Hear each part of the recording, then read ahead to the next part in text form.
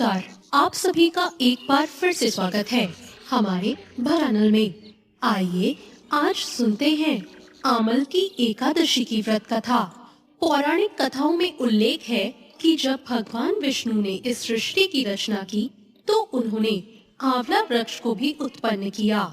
इस वृक्ष के स्मरण मात्र से ही गोदान करने का फल प्राप्त होता है और आंवले फल के सेवन से व्यक्ति को पुण्य प्राप्त होता है और मोक्ष का मार्ग उसके लिए प्रशस्त होता है।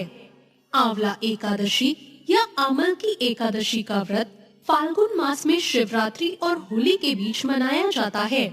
इस दिन आंवले वृक्ष का विशेष महत्व होता है। भगवान विष्णु को आंवले का फल अत्यधिक प्रिय है। आंवले के वृक्ष में भगवान विष्णु का वास माना जाता है। स्कंद पुराण में आमल की एकादशी का वर्णन करते हुए बताया गया है कि यह व्रत सभी पापों को नष्ट करता है और व्यक्ति को सौभाग्यशाली बनाता है। तो चलिए सुनते हैं आमल की एकादशी की पौराणिक व्रत कथा। प्राचीन समय में एक नगर था जिस नगर का नाम वैदिक था। इस नगर में ब्राह्मण, वैश्य, क्षत्रिय और शूद्र चारों वर्ण अत्यंत सुखी और संतुष्ट थे। नगर में हमेशा उनके मंगलमय स्वर गूंजते रहते थे। वहाँ कोई भी पापी, दुष्ट या नास्तिक नहीं था। इस नगर में चैत्ररथ नाम का एक प्रसिद्ध चंद्रवंशी राजा शासन करता था। ये राजा बहुत ही विद्वान और धार्मिक प्रवृत्ति का था। राज्य में कोई भी गरीब या कंजूस नहीं था। वहाँ के सभी निवासी भगवान विष्णु के भक्त थे और वहाँ के लोग आंवला एकादशी के व्रत को बहुत ही श्रद्धा और भक्ति भाव से करते थे। एक बार फाल्गुन मास के शुक्ल पक्ष की आंवला एकादशी आई। राजा अपनी प्रजा के साथ मंदिर गए और वहाँ उन्होंने कुंभ स्थापित कर धूप, दीप, नौवेद्य, पंचरत्न, छत्र आदि से विधि पूर्वक एकादशी का पूजन किया। उन्होंने आंवले वृक्ष के नीचे भगवान विष्णु की स्तुति भी की। राजा ने आंवला वृक्ष की पूजा करते हुए कहा, हे धात्री, आप ब्रह्मा का स्वरूप हैं। आप ब्रह्मा से उत्पन्न हुए हैं और सभी पापों का नाश करने वाले हैं। मैं आपको नमन करता हूँ। मेरी भेंट स्वीकार करें। आप श्री रामचंद्र जी द्वारा सम्मानित हैं। मैं आपकी पूजा करता हूँ और प्रार्थना करता हूँ कि मेरे सारे पाप दूर हो जाएं। उस रात सभी भक्तों ने मंदिर में जागरण किया। उसी समय एक शिकारी वहाँ आया। वो बहुत पापी और दुष्ट था, जो अपने परिवार का पालन पोषण करने के लिए जानवरों का शिकार करता था। उस दिन शिकारी भूखा और प्यासा था। वो मंदिर के एक कोने में बैठ गया और भगवान विष्णु और एकादशी का महात्म सुनने लगा।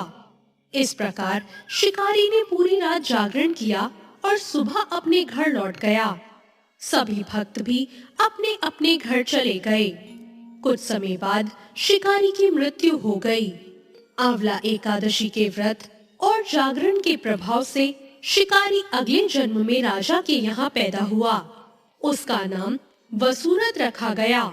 जब वो बड़ा हुआ और राजा बना तो उसके पास एक विशाल सेना थी। उसका राज्य धन धान्य से परिपूर्ण भी था। उसकी शक्ति चंद्रमा के समान थी, पराक्रम भगवान विष्णु के समान और स्थिरता पृथ्वी के समान थी। एक दिन राजा वसुरथ शिकार के लिए जंगल गए। फिर वहाँ वो अचानक रास्ता भटक गए। दिशा न जानने के कारण उन्होंने एक आंवले के पेड़ के नीचे विश्राम किया और वहीं उन्हें नींद आ गई। उसी समय पहाड़ से डाकुओं का एक समूह वहां आ गया। उन्होंने राजा को अकेला देखा और चिल्लाने लगे, मारो मारो। डाकुओं ने कहा, इस राजा ने हमारे माता पिता, पुत्र और सभी रिश्तेदारों को मार दिया है, इसलिए हमें इसे मार डालना चाहिए। ये कहते हुए डाकुओं ने राजा पर हथियारों से हमला करना शुरू कर दिया। जब डाकुओं ने राजा पर पहला हमला किया तो ऐसा लगा कि उनके हथियार राजा के शरीर से टकराते ही फूल बन गए हों। उनके सभी हथियार उल्टे उन पर ही वार करने लगे और ऐसा होते ही सभी डाकू बेहोश हो गए। उसी समय राजा के शरीर से एक दिव्य देवी प्रकट हुई। वो अत्यंत सुंदर थी और सुंदर वस्त्र और आभूषणों से सुसज्जित थी। उनकी आंखों से लाल अग्नि की किरणें निकल रही थी। देवी ने तुरंत डाकुओं पर आक्रमण किया और सभी को मार डाला।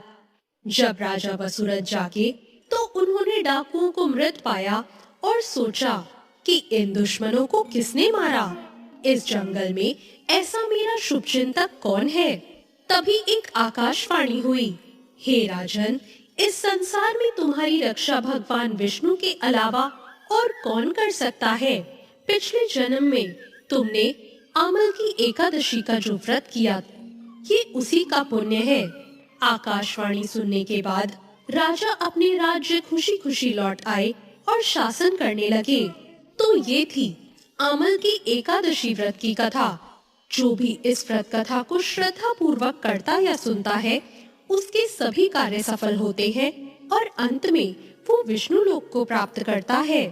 तो ये थी आमल की एकादशी की व्रत कथा। आपको ये कथा कैसी लगी?